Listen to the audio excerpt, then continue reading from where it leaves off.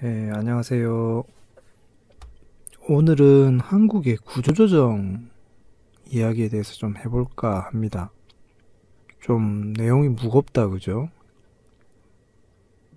얼마 전에 항공사에서 구조조정 이야기가 나왔어요. 소규모 항공사긴 한데 300명 정도 감원하는 구조조정 이야기가 일단 나왔습니다. 바이러스 때문에 경제가 힘들어가지고 일단은 시작을 했다라고 이야기를 하거든요. 지금 항공 계열 같은 경우에는 확실히 관광하고 더불어가지고 타격을 굉장히 많이 받는 업종이니까 일리는 있어요. 그런데 이게 이외 전부인가 한번 생각을 좀 해볼 필요는 있다는 거죠. 한국의 구조조정은 이제 시작이라고 이야기를 할 수도 있습니다. 이게 왜 그러냐면 인건비하고 상관이 있는 문제인데, 예전에 쌍용하고 마인드라 이야기를 하면서도 아마 이야기를 했을 거예요. 한국의 인건비는 굉장히 지금 비싸져야 하는데, 그렇게 돈을 주면은 문제는 경쟁성이 없어진다는 거죠. 분명히 강조를 드리지만 한국은 인건비가 지금 더 올라야 됩니다. 올라야지 정상인 나라예요. 굉장히 무리해서 지금까지 인건비를 억눌러 왔었습니다. 그렇기 때문에 올라가는 게 당연한 수준인데, 올라가면 당연히 경쟁력이 떨어져요. 영업 마진, 이익률 같은 게 다 떨어지니까, 그죠? 그러면 어떻게 해야 되느냐?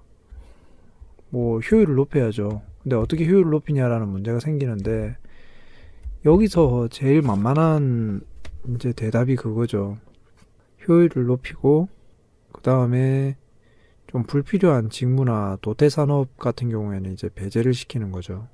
업무 효율 같은 경우에는 분명히 개선을 하면 많이 괜찮아지는 경우가 생겨요. 그래서 그런 경우에는 반드시 구조조정으로 이어지진 않아요. 대표적인 예를 들면은 키오스크 같은 게 대표적인데, 주문을 이제 아르바이트생이 안 받죠. 거기에 계시는 분들 매니저 정도 제외하고는 다 아르바이트생인데 제조에만 일단 집중하는 거죠. 그러면서 카운터에 정말로 한두 명 정도 남겨두고 주문을 일단은 다 기계로 돌렸어요. 그러면서 효율이 좀 높아지는 거죠.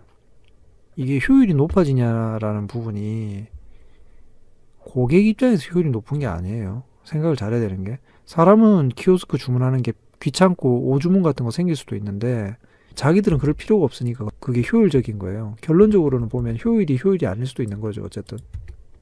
근데 문제는 이제 효율을 꾀하는 걸로도 한계가 있는 업종들, 도태 업종의 경우에는 그렇지가 않고 구조 조정을 할 수밖에 없게 되는 상황이 되는데, 제가 가끔 이런 이야기를 하면 질문들을 많이 해요. 어떤 업종이 도태가 된다고 하냐라고 이야기를 하신다고요? 제가 어떤 업종이 도태가 된다고 이야기를 드려도 대부분의 분들은 실감이 안 나요. 그래서 이미 도태된 업종에 대해서 예를 들어두고 이야기를 할게요. 대표적인 예를 들면 제가 자주 하는 이야기가 전화교환수를 이야기하거든요. 요즘 분들은 전화교환수라는 직업 자체를 모르실 수도 있습니다. 예전에 수동으로 전화를 할 적에 교환수를 통해서 누구네 집에 걸어주십시오 해서 전화를 교환을 했다고요. 최초의 전화 산업은 그렇게 시작했어요. 그러다가 이제 그게 전부 기계 전환으로 바뀌면서 이 직업이 없어졌죠. 그 외에 비슷한 경우를 예를 들면 티켓을 받는 버스 안내양, 그 다음에 엘리베이터 층수를 눌러주는 엘리베이터 걸 같은 경우엔 지금도 있는 곳은 있다고 그러더라고요. 사우디 쪽 어딘가 가면. 근데 그런 곳은 약간 서비스 차원에서 놔두는 거고, 예전에는 엘리베이터가 약간 수동 조작이 필요했기 때문에 약간 기술적인 부분이 필요했던 거예요. 요즘은 그냥 버튼만 누르면 되니까. 이런 직업들이 어쨌든 도태된 직업들의 예시 정도쯤 될 거예요. 공통점이 뭐냐 그러냐면, 기계가 대체를 했다, 그죠? 인력을. 그리고 기계가 좀 더 정확하고 빨라질 가능성이 높은 직업들. 아마도 장기적으로 보면 패스트푸드점에 있는 키오스크라든지 휴대폰으로 스스로 계약이라든지 이런 걸 하면서 셀프로 하게 되는 이제 서비스가 좀 더 많이 늘어나게 되는 거죠. 아까 중간에도 이야기 드렸지만 그게 반드시 효율이라는 게 고객의 입장에서 효율은 아닐 수도 있다는 거예요. 회사 입장에서는 효율일지 몰라도. 비용을 줄이니까 회사 입장에서는 당연히 효율적이죠. 근데 사람은 아니라는 거죠. 과정이 불편해질 수도 있고. 언젠가 시간이 되면은 이야기를 할지도 모르겠지만, 뭐 고객 서비스의 외주 같은 거, 이런 게 다 그런 계열에 포함이 돼요. 이제 근데 그런 CS 같은, 그 커스터머 서비스죠. 그런 외주 같은 것도 외주가 아니라, 이제는 사람이 AI하고 대화를 하게 만드는 상황까지 가는 거죠. 그리고 산업 현장 같은 경우에는 점점 드론이나 로봇이 대체하지 않을까 하고 생각을 해요. 대표적으로 자동차 산업 같은 경우에는 일부 용접 부분은 거의 로봇이 하고 있는 상황이고, 오래됐어요. 그런 산업에 로봇팔이 들어온 거는. 그 부분이 좀 더 규격화가 되면 점점 사람이 필요가 없어져요.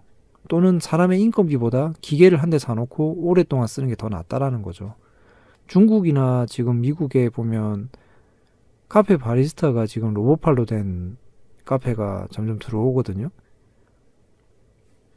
물론 이게 사람이 가질 수 있는 감성이라든지 미묘한 차이를 가지고 올 수는 없는데 규격화된 맛은 내줄 수는 있다는 거죠.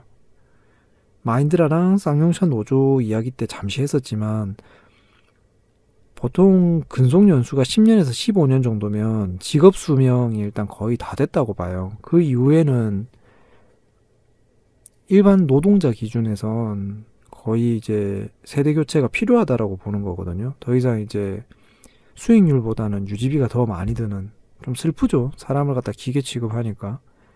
그런데 재무제표라든지 이런 거 보는 사람들은 그렇게밖에 취급을 안 해요. 솔직히. 이건 냉정하게 생각해야 됩니다. 그래서 10년, 15년 정도 지금 딱 적절하게 갈아치울 시기가 됐다라고 이 사람들은 판단하는 거예요. 그리고 마침 적절하게 뭐 AI라든지 로봇팔 같은 게 가격이 적절해졌고 조금 더 싸져야지 좀 더 적극적이 될 거예요. 하지만 지금 이제 회사의 경기가 나쁘다라든지 그런 적절한 이유가 생겼잖아요. 그래서 지금 도입을 해보기 시작하는 겁니다. 그래서 우리가 생각하는 것보다 추후에 직업 개념이 많이 바뀔 수가 있습니다. 앞으로는. 그래서 좀 더 현명하게 앞으로 일어나는 경제 사태, 뭐 구조조정이라든지 뭐 경제 지수 변화라든지 이런 거에 좀 더 현명하게 대처하셨으면 좋겠습니다. 좋은 하루 되십시오.